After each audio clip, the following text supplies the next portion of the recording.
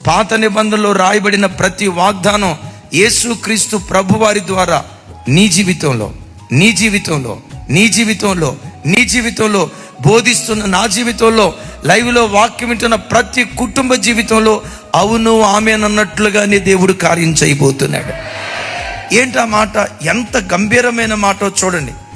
నరుడు భూమి మీద సృజించబడిన కాలం మొదలుకొని ఆదికాండ కాలంలో కానీ, నిర్గమకాండ కాలంలో కానీ, మలాకి గ్రంథంలో కానీ, ప్రకటన గ్రంథం వరకు కానీ 2025 సంవత్సరం ఆగస్టు నెల 30వ తారీఖు వరకు భూమి మీద ఎవ్వరి జీవితంలో జరగని ఒక అద్భుతమైన కార్యం నీ జీవితంలో దేవుడు జరిగించాలని కోరుకుంటున్నాడు.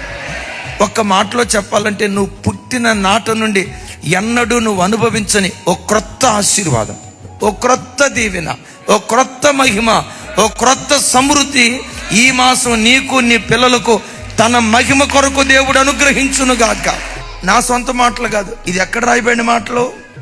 ఇది లేఖనాలలో రాయబడిన మాట గనుక దేవుని మాట ప్రతిదీ 7 మార్లు మట్టి మోసలో కరిగించినంత వెండి అంత పవిత్రములో, 7 మార్లు కరిగించిన వెండిలోనైనా వెతికితే లేశమైన అపవిత్రత ఉంటుందేమో, కానీ నా దేవుని మాటలో వెతికిన ఇంత కూడా మాలిన్యం కనబడదు. ఆయన మాట సత్యం. ఈ మాట చెప్పింది ఎవరు? దేవుడు. దేవుడు ఏమంటాడు? నరుడు సృజించబడినది మొదలుకొని ఆకాశం యొక్క ఆ దిక్కు నుండి ఈ దిక్కు వరకు ఏ జనములో జరగని ఒక అద్భుతం మీ జీవితంలో నేను చేశాను.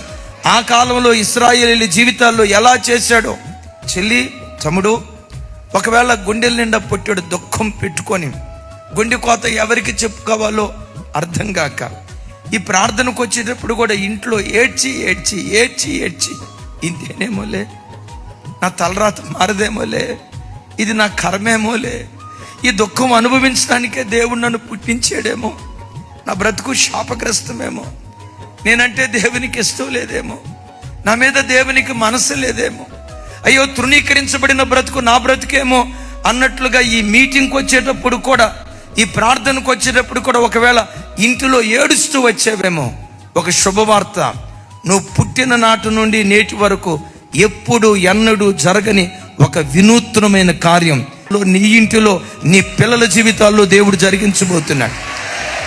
నువ్వు పుట్టిన నాటి నుండి నేటి వరకు మాత్రమే కాదు, అసలు భూమి పుట్టినది మొదలుకొని నరుడు సృష్టించబడిన నాటి నుండి నేటి వరకు ఎన్నడూ జరగని ఒక విచిత్రమైన, ఒక వింతైన, ఒక దీవెనకరమైన అద్భుతం నీ జీవితంలో నా దేవుడు జరిగించునుగాక.